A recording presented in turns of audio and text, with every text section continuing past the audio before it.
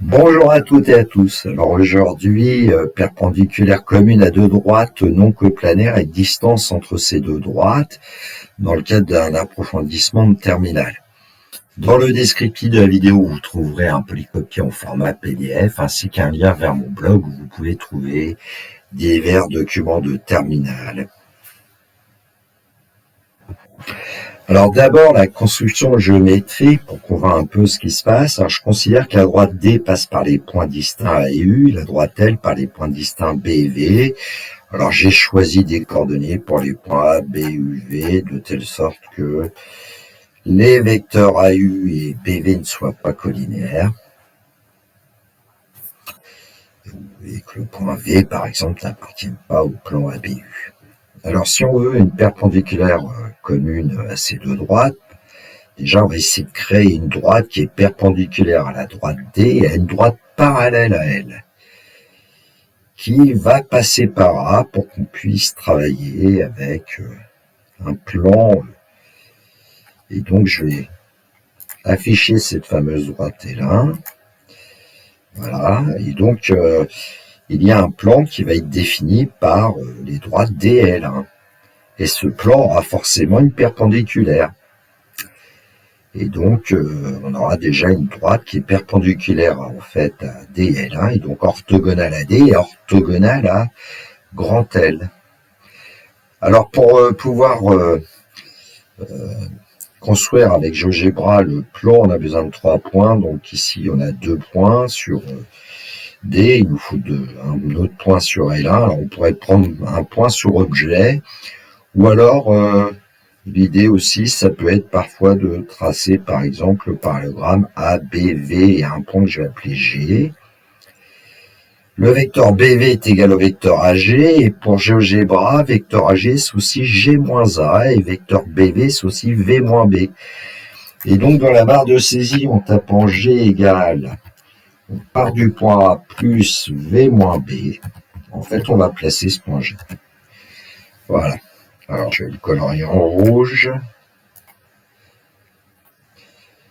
Et puis on va donc créer le plan passant par 3 points, donc A, U, G, que je vais appeler P, que je vais colorier avec un tout petit bleu cyan pour pas qu'il soit trop visible.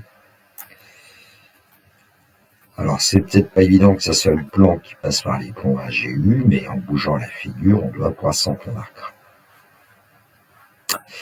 Alors, à partir de ce plan, je vais tracer une droite orthogonale aux droites D et L1. Alors, allons-y, droite orthogonale au plan P passant par le point A. Ça me donne une droite que je vais renommer, que je vais appeler delta, petit delta d'ailleurs. Alors ici, son nom c'est petit f, c'est GeoGebra qui a choisi, on va l'appeler petit delta. On ne voit même pas son nom apparemment apparaître. Et en fait, on va considérer maintenant le plan défini par la droite D et cette droite delta. Alors le problème, c'est que voilà, il va nous manquer un point puisqu'on a A, on a U, on n'a pas de point. Alors là, je ne vais pas chercher à faire quelque chose d'original. Je vais mettre un point sur la droite petit delta. Je vais l'appeler H. C'est un point qui est libre d'ailleurs, un point sur objet. On s'arrange pour pas le mettre en A. Et on va créer le plan en fait A, U et H.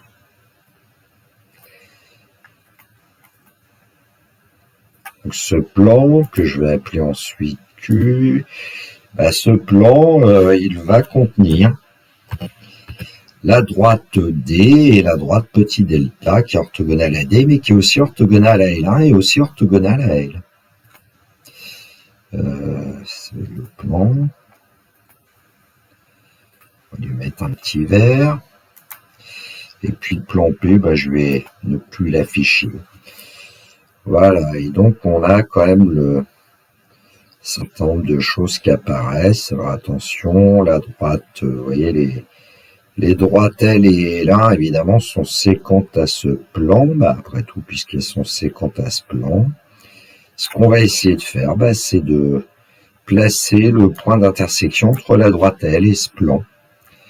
Donc, tout en haut, point, intersection, on va choisir la droite L et le plan qu'on vient de choisir. Je vais appeler J le point d'intersection. Il s'est placé sur la figure ici, là, voilà. Et puis, une fois qu'on a ce point J, en fait, qui va être intéressant, eh bien, on veut une perpendiculaire aussi à droite D, et donc on va choisir une droite passant par J et parallèle à la droite delta. Donc une parallèle à delta, passant par J, et je vais l'appeler grand delta.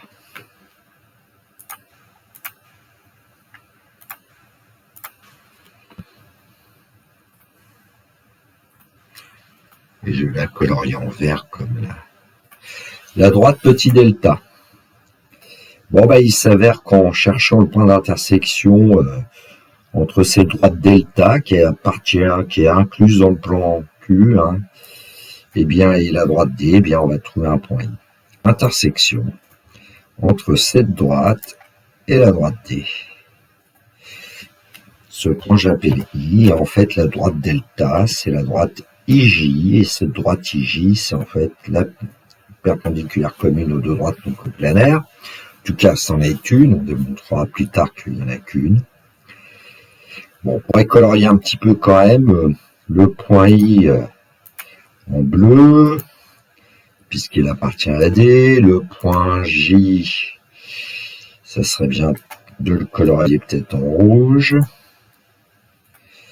Surtout si je fais, entre guillemets, ne plus afficher ce fameux plan. Voilà, on a une figure peut-être un peu plus propre.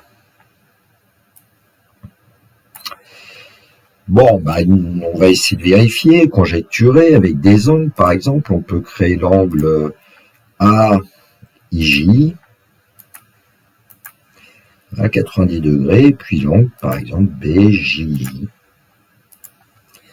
Alors, ces deux angles, ils sont tout en haut dans la fenêtre algèbre. Je vais les choisir, les sélectionner tous les deux pour ne mettre que la valeur, qui est entre 0 et 80. Alors, le style, parfois, les épaisseurs de traits sont un peu grandes. Voilà. On fait échappe quand on est un peu embêté. On peut bouger un peu ici, voilà les valeurs. Et puis, on va peut-être s'intéresser maintenant au segment IJ, puisqu'on va essayer de démontrer que le segment IJ a une longueur qui est la plus petite entre les droites D et L. Alors, segment IJ, c'est mis en rouge, je vais le mettre en vert. Et puis surtout, je vais afficher sa valeur.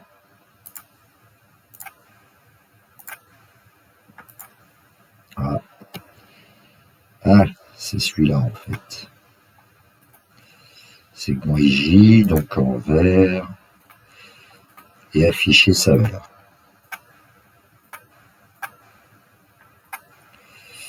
Voilà, environ 3,5777 et 4 chiffres après la virgule. Alors, comment faire pour essayer de vérifier que c'est bien la distance la plus courte entre les deux droites des L? Je vais placer un point M sur la droite IJ, placer un point N sur la droite L, le point M c'est sur la droite D, pardon, un peu de fatigue ce soir.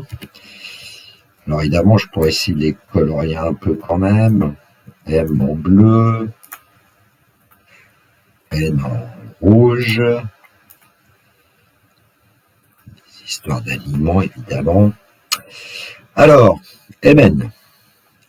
On pourrait croire avec cette figure que la longueur Mn, elle est plus petite que la longueur IJ, mais c'est le problème de la perspective. Donc ce segment, je vais le demander sa valeur. Peut-être le colorier d'une autre couleur, il est en marron. Et on trouve ici environ 4,187 qui est bien plus grand que 3,5777. En bougeant le point M, on aura toujours une longueur qui sera le Mn qui semble plus petite que IJ. Même chose en bougeant le point N. Bon. Alors comment essayer de le voir? En fait, il y a une petite astuce qui va consister à faire apparaître la longueur IJ dans la figure. Alors, ce que je vais faire, je vais partir du point N et puis je vais construire un point S de telle sorte que notamment NS soit égal à IJ en longueur et même parallèle, ce qui fait que IJ-NS sera un parallélogramme. Et donc, le point S, je le construis à partir du point I.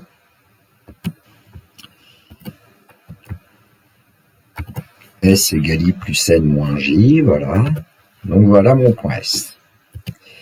Et ce fameux point S, en fait, ce que je vais faire, c'est que je vais construire IJNS. On va quand même vérifier que ce polygone semble être un parallélogramme. C'est même un rectangle.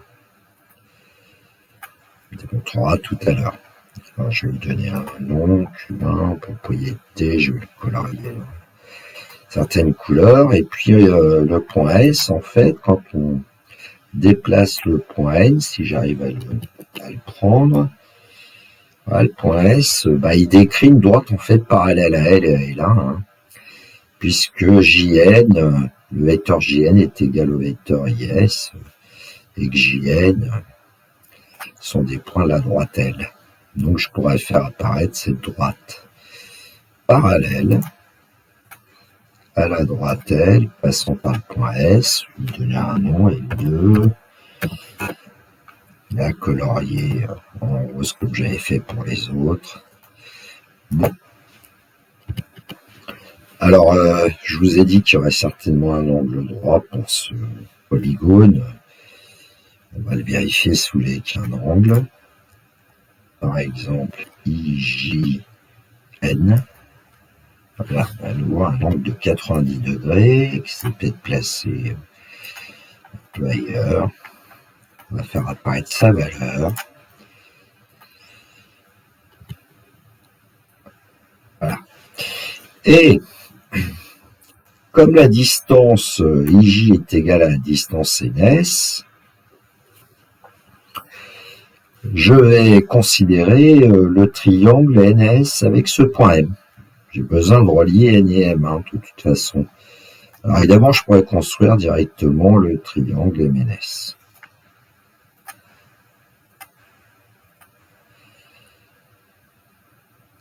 C'est construit en bleu, c'est pas si mal d'ailleurs. Mettre un peu de jaune, on va voir si on le voit bien. Oui. Et puis on va, ce triangle, va créer une vue 2D qui contient ce triangle. Alors là, parfois on voit rien. Je vous donne le petit truc pour pouvoir accéder éventuellement au triangle. Là, on réduit, on bouge la figure. Voilà. Donc voilà mon triangle MNS.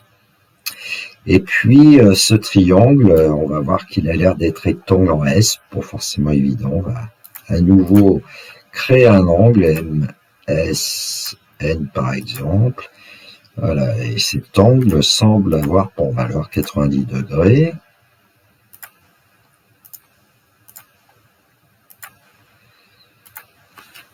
Alors, parfois, vous pouvez tomber sur un angle de 270 degrés. Il faut modifier un tout petit peu les choses. Bon, 270 degrés, c'est la mesure de l'angle rentrant en S, alors que là, on a la mesure de l'angle saillant. Bon, et si on bouge le point N dans la figure 3D, évidemment, le triangle va se modifier, mais on a l'impression qu'on a toujours un angle de 90 degrés. Maintenant, je vais bouger le point M, si j'arrive à l'atteindre. Ouais, donc le triangle MNS, il semble en général rectangle en S, ce qui fait que son hypoténuse, qui est Mn, sera toujours plus grande que NS, et NS, je vous rappelle, c'est J. Donc NS, si j'arrivais à faire apparaître les longueurs NS, je vais essayer de voir ça à partir de la fenêtre algèbre, clic droit, NS, segment, et puis faire apparaître sa valeur, qui est bien la même valeur que IJ qu'on a vu tout à l'heure. Donc l'hypoténuse MN est toujours plus grande que SN et donc plus grande que IJ. Peut-être égale dans un cas particulier, notamment quand M est en I et N est en J. Bon, on va voir tout ça maintenant. Le texte, on considère deux droites D et L de l'espace non coplanaire. La droite D passe par les points distincts A et U et la droite L passe par les points distincts B et V. Partie A, on veut montrer que les droites D et L possèdent une perpendiculaire commune.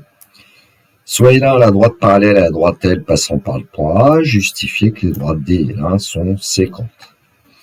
Question 2, soit P le plan défini par les droites D et L1, on considère la droite petit delta passant par le point A et perpendiculaire au plan P.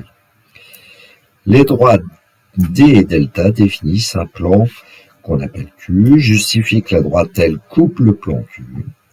On appelle J le point d'intersection de la droite L et du plan Q. Question 3, soit grand delta, la droite parallèle à la droite petit delta passant par le point J. Justifier que les droites delta et D sont perpendiculaires. On appelle I le point d'intersection des droites grand delta et D. Quatrièmement, montrer que la droite IJ est une perpendiculaire commune aux droites D et L. Partie B, on veut montrer que la distance IJ est la plus courte distance entre un point de la droite D et un point de la droite L.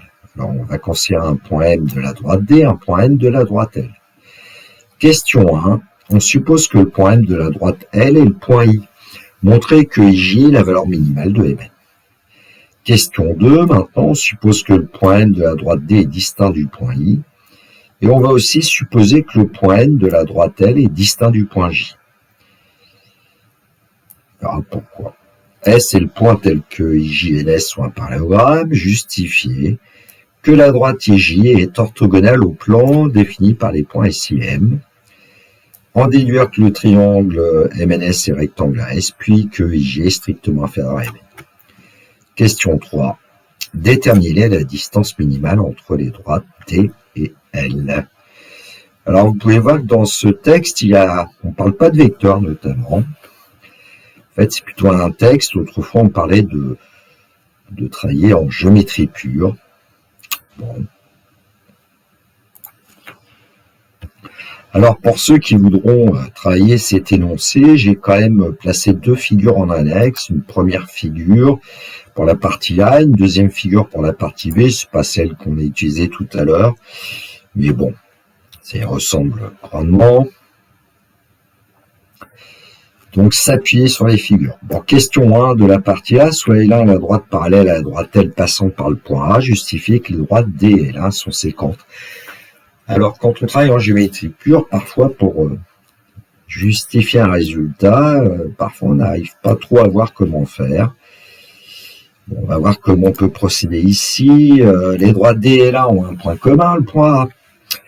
Donc, elles peuvent pas, elles sont forcément coplanaires, et comme elles sont coplanaires, elles sont ou bien séquentes, ou bien confondues. Parce que parallèles ayant un point commun, c'est des droites confondues. Alors, imaginons que les droites D et L1 sont confondues. À ce moment-là, les droites D et L seraient parallèles, puisque L1 est parallèle à L. Et ça, c'est faux. Et donc, les droites D et L1 sont séquentes.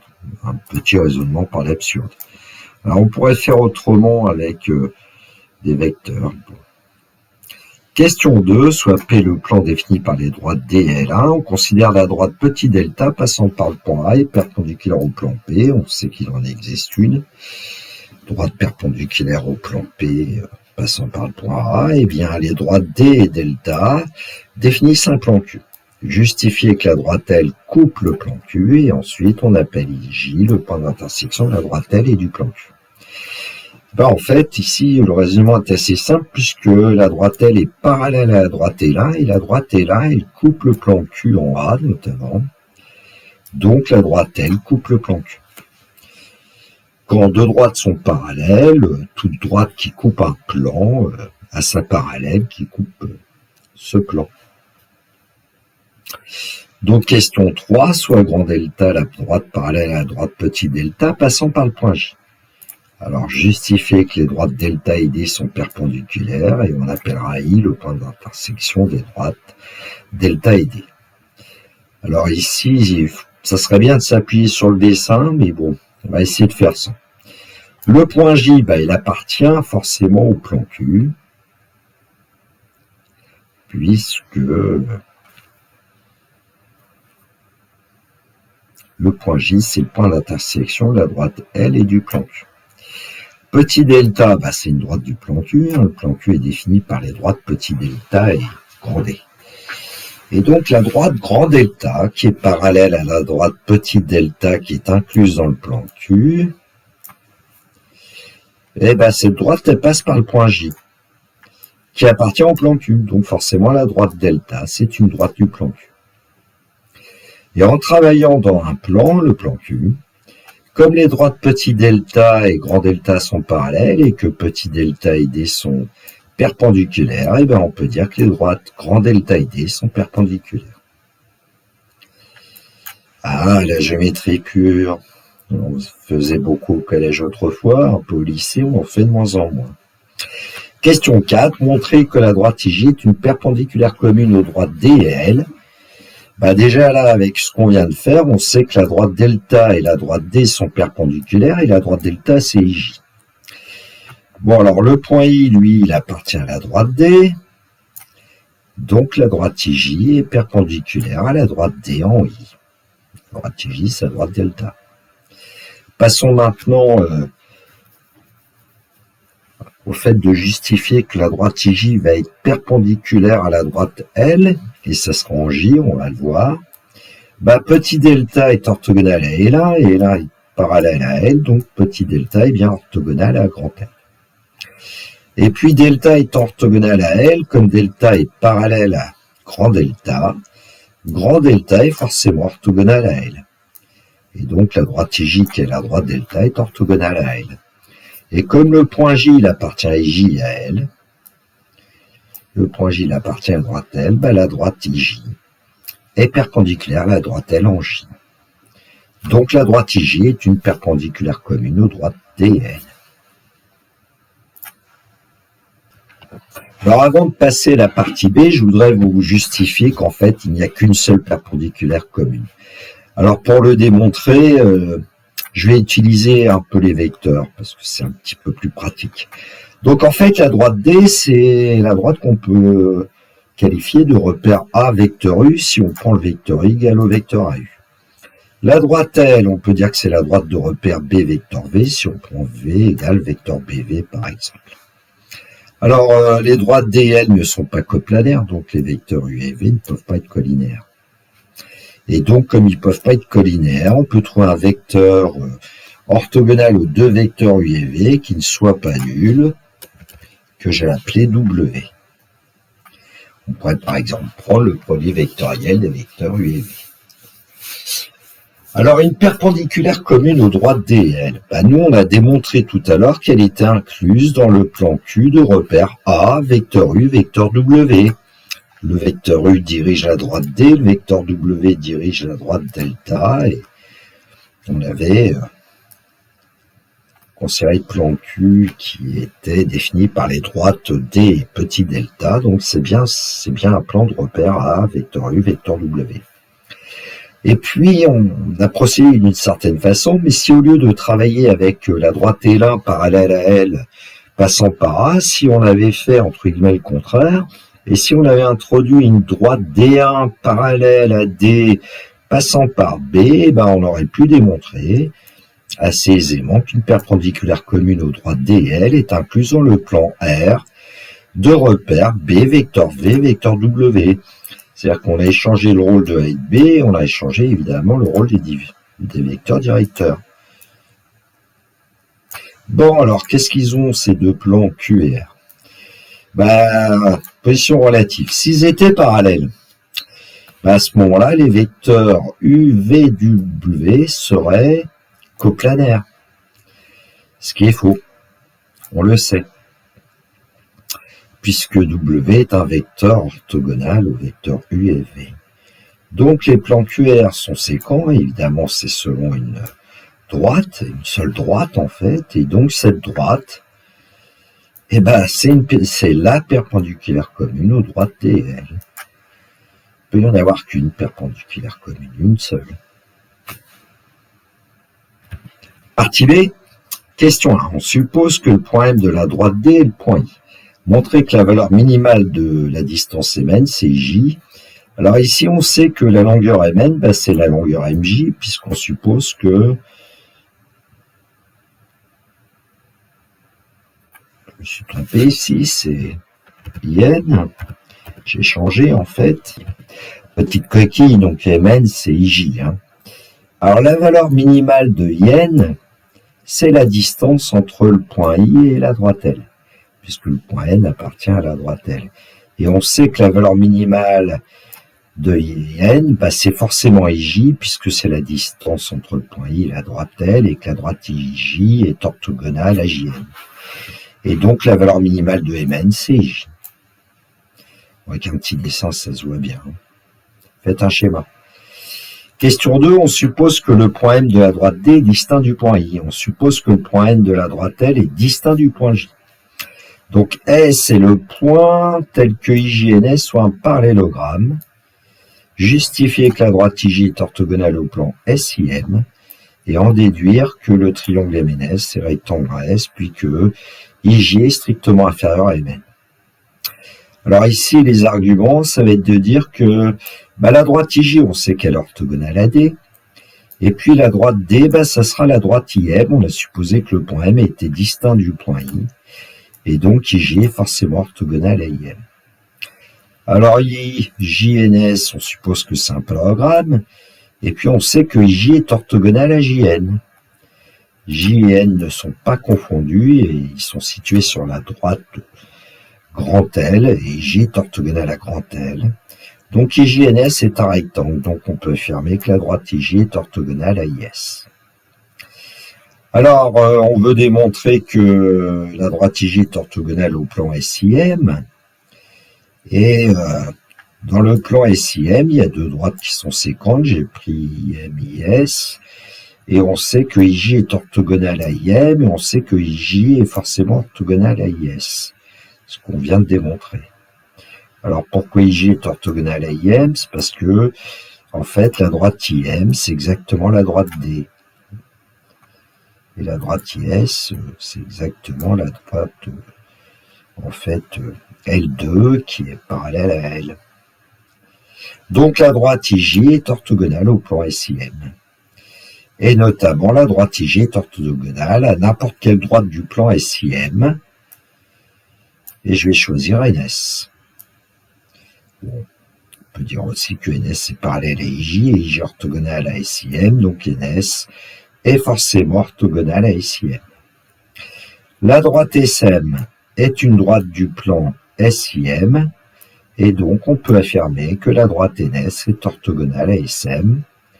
Donc le triangle MNS est rectangle en S, et donc NS, qui est un des côtés qui mène à l'angle droit du triangle MNS, est forcément strictement inférieur à l'hypoténuse, et donc IJ est strictement inférieur à MN.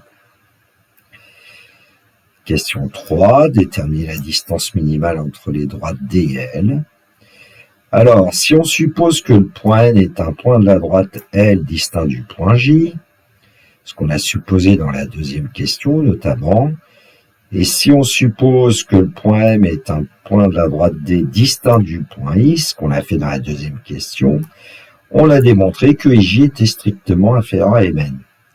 Et donc, on va en déduire que la distance Mn est minimale et forcément atteinte quand M égale I. Pas de choix. Et puis, quand M égale I, alors la distance minimale Mn atteinte est atteinte pour N égale J. C'est ce qu'on a fait dans les questions B1. Et donc, la distance minimale entre les droites D et L, c'est la distance IJ. Donc j'ai réussi à placer le point M en I en fait ici, et donc en déplaçant le point N, c'est quand le point N va se placer en J que nous aurons la distance minimale. D'ailleurs, on peut voir qu'ici, quasiment, il n'y a plus de triangle MNS. Il s'aplatit. Alors, je suis pas tout à fait en... Voilà. S'aplatit. Bon. Ah, évidemment, hein, quand M était distinct du point I, voilà ce qu'on avait quasiment comme figure. On va essayer de la récupérer. Voilà.